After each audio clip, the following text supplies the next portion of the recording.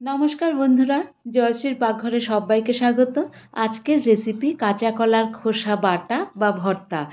এই রেসিপিটি ফলো করলে স্বাদ হবে দুর্দান্ত, আর কোনোদিন কাঁচা কলার খোসা ফেলবেন না।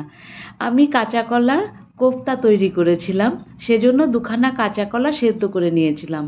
কোফতার রেসিপি আমার ইউটিউব চ্যানেলেই আছে। খোসাগুলোকে আমি আলাদা করে রেখে দিয়েছি। এবারে এই খোসাগুলোকে আমি টুকরো করে কেটে নিয়েছি। একটু ছোট ছোট টুকরো করতে হবে, কারণ এটাকে আমি ব্লেন্ড করব। এবারে একটা ব্লেন্ডিং জারের মধ্যে আমি এই খোসাগুলোকে নিয়ে নিচ্ছি। আর সঙ্গে দিয়ে দিচ্ছি দুখানা লঙ্কা। আমি পাকা লঙ্কা নিয়েছি, আর ঝালটা আপনারা আপনাদের পছন্দ মতো দেবেন। আর দিলাম 5 কোয়া রসুন। এবারে দিচ্ছি একখানা টমেটোকে টুকরো করে।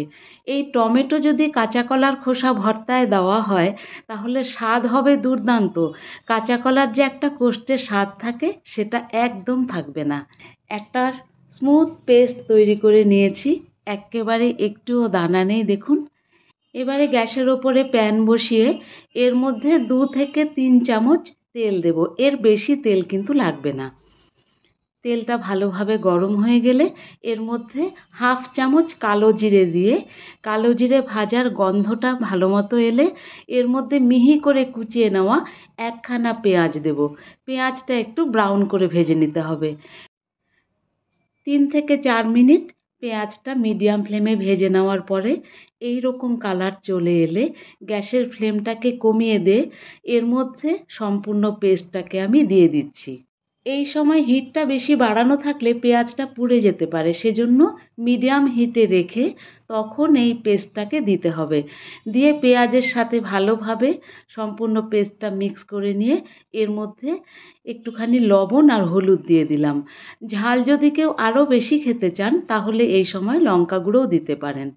এবারে আঁচটাকে লো টু মিডিয়ামে রেখে 5 মিনিট ধরে এইভাবে নেড়ে চেড়ে কষিয়ে নিতে হবে।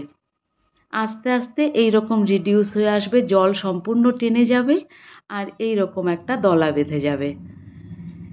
যখন এই রকম দলা বেঁধে যাবে, কড়াই থেকে ছেড়ে আসবে, তখন নামিয়ে নিয়ে পরিবেশন করে দিচ্ছি।